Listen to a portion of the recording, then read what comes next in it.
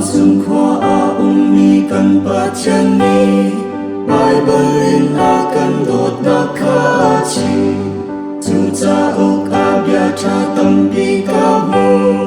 Asung iksu Jisu dot nakasi Boy Jisu ne akadot sa tampi kalong Kay maman ka akadot sa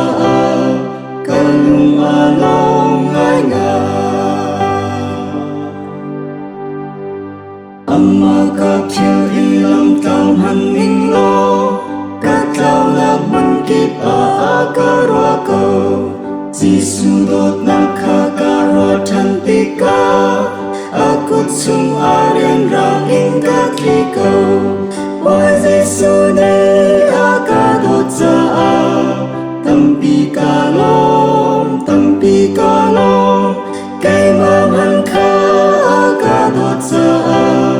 kalung along ngay nga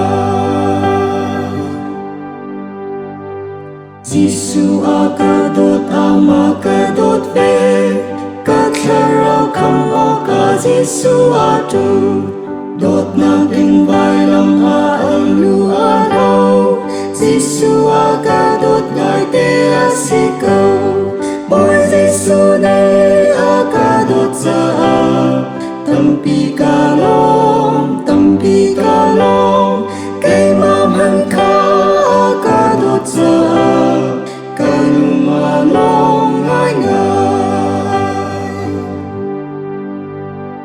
Aliangan siyang pasyang kamutika Kalasong bektu mahiya silay Azung zadang lawin bandrang akin Jisu ni akadot ya kasaklay Boy Jisu